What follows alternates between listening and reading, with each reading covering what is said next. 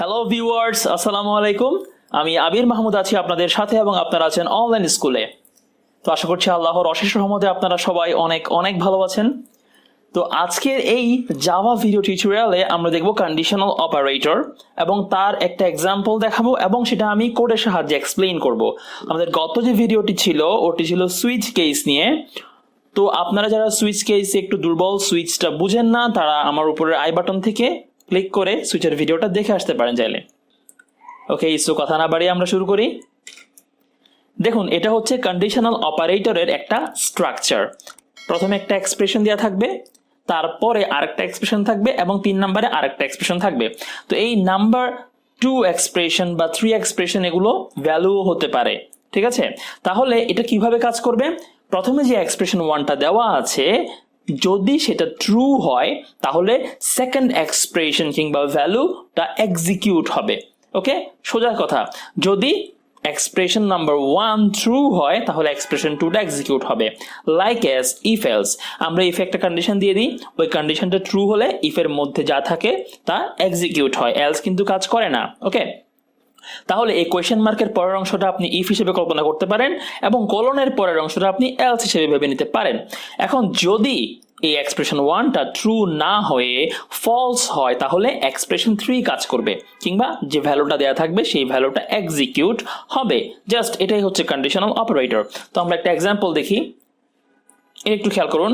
ধরুন এ এর ভ্যালু দেওয়া আছে 10, বি এর ভ্যালু দেওয়া আছে 20। এখন আমরা এখানে দেখুন, এটা হচ্ছে আমাদের এক্সপ্রেশন 1।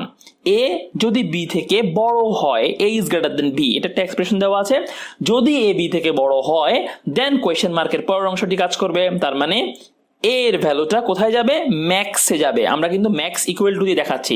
মোট কথা, আমি এ এবং বি থেকে ম্যাক্সিমাম ভ্যালুটা ম্যাক্স নামে ভেরিয়েবলের মধ্যে স্টোর করব।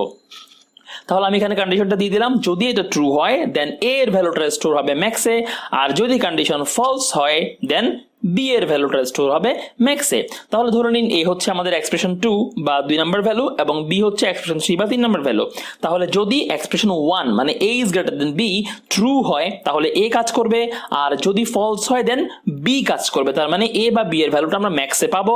দেন আমি সিস্টেমের আউটপুট প্রিন্টএলএন দিয়ে প্রিন্ট করে দিলাম the maximum value is, max এর মানটা প্রিন্ট করে দিলাম।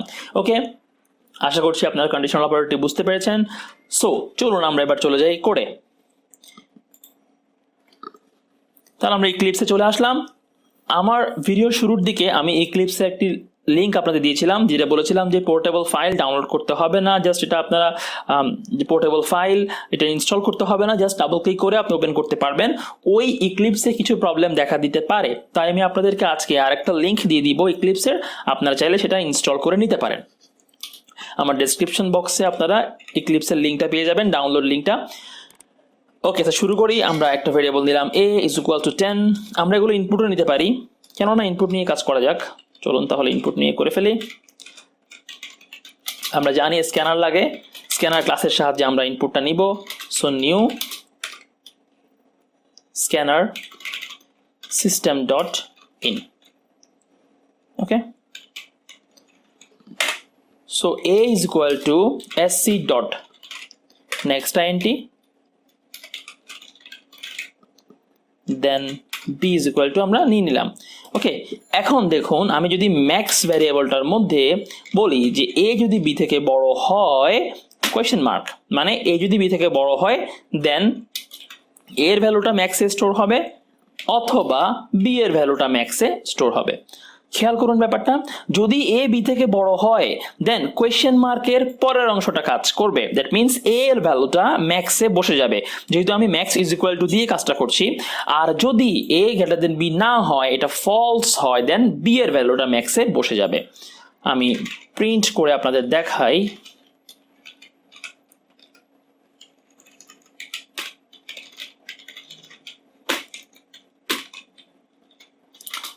The maximum value is plus max. তাহলে ভেরিয়েবল যদি স্ট্রিং এর পাশে বসাতে হয় আমরা প্লাস দিয়ে বসাই, এতটুকু আমরা সবাই জানি। চলুন রান করে দেখা যাক ম্যাক্সিমাম ভ্যালুটা আমি পাচ্ছি কিনা। ধরুন আমি দিলাম a এর মান 10, ইনপুট দিলাম, নিচে একটু খেয়াল করুন, আপনার উইন্ডোটা নিচে কনসোলে দিয়ে খেয়াল করুন, এবং b এর ভ্যালু দিলাম 20। তাহলে দেখুন দ্য ম্যাক্সিমাম ভ্যালু ইজ 20 দেখাচ্ছে। তাহলে a এর মান যদি 10 হয়, b এর মান যদি 20 হয়, তাহলে কন্ডিশনটা ফলস, এ তো b থেকে বড় না। তাহলে ফলস হলে কি হবে, কোলনের যে পরের স্টেটমেন্ট সেটা কাজ করবে। তাহলে b এর ভ্যালুটা ম্যাক্সে বসে গেল, দেন আমরা ম্যাক্সিমামটা পেয়ে যাচ্ছি। আর যদি আমি a এর ভ্যালুটা ম্যাক্সিমাম দিই, ধরুন 20 দিলাম প্রথমে, দেন দিলাম 10, তাহলে কিন্তু 20টাই প্রিন্ট করবে, কারণ এখন কন্ডিশন ট্রু হওয়ার কারণে কাজ করবে কোনটা, a কাজ করবে। আমি এর মানটা ম্যাক্সিমাম পেয়ে গেলাম এবং সেটা প্রিন্ট করে দিলাম।